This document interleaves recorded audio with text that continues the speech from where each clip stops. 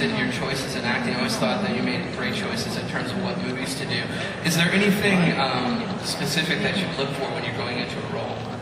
Well, I think you just try to do something good. And sometimes, you choose it, and sometimes you just look for the best job you can get. Or sometimes sort of these things choose you a little bit. So I don't really know. It's a little bit of a magic act, just trying to stay doing good stuff. And, For The Raven, did it choose you, or did you choose it? I think this sort of chose me, but I was like quick to jump on it. Like when I got the shot, I thought it was a really great role. I mean, I don't think if you're an actor, and if you don't want to play Edgar Allan Poe, you should kind of retire. that's a really crazy, juicy, fucked up dude. I think that's really fun to play. That's the best description of Edgar Allan Poe I think I've ever heard. Really literate, really. Awesome. Right here in front. Welcome to Chicago. Thank you. My car is named Lloyd, just so you know, after you. Wow. Kind of creepy. Is it an Impala? No, although I do wish I had a replica of the Camaro, and better off dead, because it's my favorite car in the world. You must have been still in the womb when that was filmed. I'm actually 30. I look a lot younger. And I actually went through the Music Box Theater for the first time after I saw you come out of the Music Box Theater at one of your movies, and heard that it's one of your favorite movie theaters. Yeah, that's a great one. Have you been there? Not for a while. No, not for a while. Should go back. On Southport, right? Yep, Southport Madison.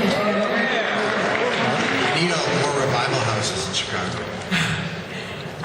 So did you get a chance to watch any of the Vincent Price movies that you made and kind of study that? I watched a lot of those, but those are so they're kind of so kitsch, They're and I think that's cool because in a way Poe was writing like satire and he was writing sort of burlesque and vaudeville, and so Roger Corman did that part of he sort of keyed into that side of Poe, but he was also writing really terrifying, scary, bone-chilling stuff, and I never got scared by those Vincent Price movies.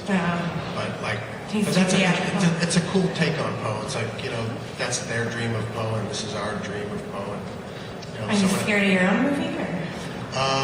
It's hard for me to tell because when I'm in them, I just try to it's hard to take back and look at them. But I think this one's pretty scary. I thought 1408 was pretty scary.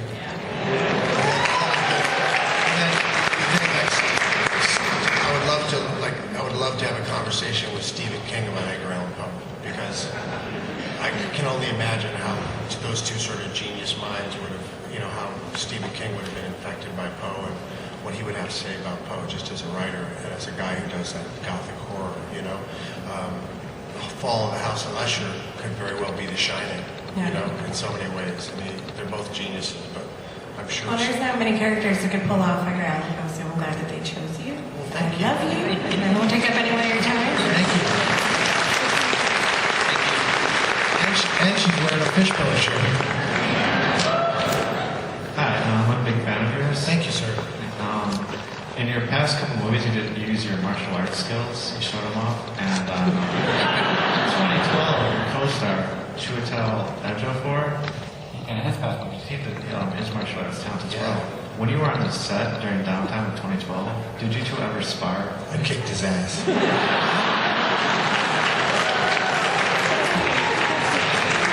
I didn't. I really wish that was true. Sir. Hi, how you doing? First, I want to thank you for doing what you do. Thank you. You bring entertainment. That's not something everybody can do. All right. My question is, I noticed in a lot of your movies, you bring to the screen sort of, I'm not going to say the same character, but you generally do kind of a somber, depressed, in pain character.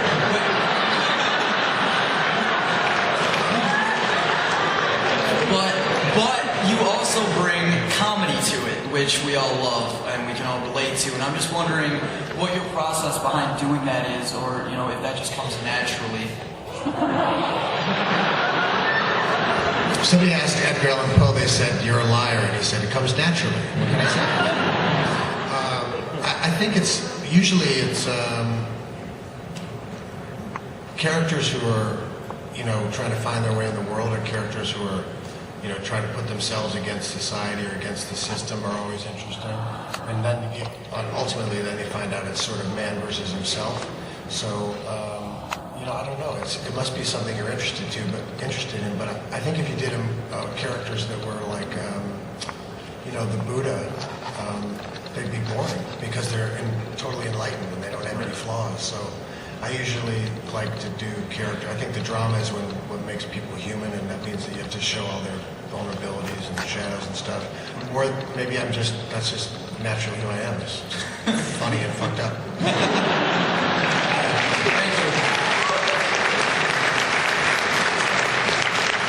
Hi, John. Hi. Bear with me. I have a friend of mine who could be here today, and she really wanted to. So I'm going to read you a question from her, if that's okay. Okay. Can I have your phone number? And not for why you think. So that we could have a couple shots of Ezra Brooks chill and just have an intelligent conversation, as those are an endangered species, both conversations and intelligence. They're few and far between. And so how do we encounter people who are worth real time? Like me. So hopefully we can get together. One question. What is Ezra Pound? Is that Ezra Brooks. Ezra Brooks? It's whiskey. Oh, okay.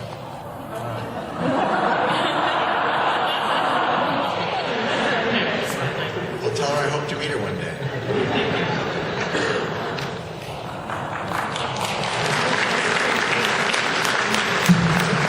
John, Hi. you have such a good sense of humor, and I was just wondering, what are the chances that you team up with some of the people from Hot Tub Time Machine and do a sequel to that, or just team up with those guys? Yeah, it's like I would do it. It's always the studios that make it hard to make these things. I would do the actors always want to do stuff, but we could do it. We'd be like called. We could take it to this era, and it would be Hot Tub Crime Machine.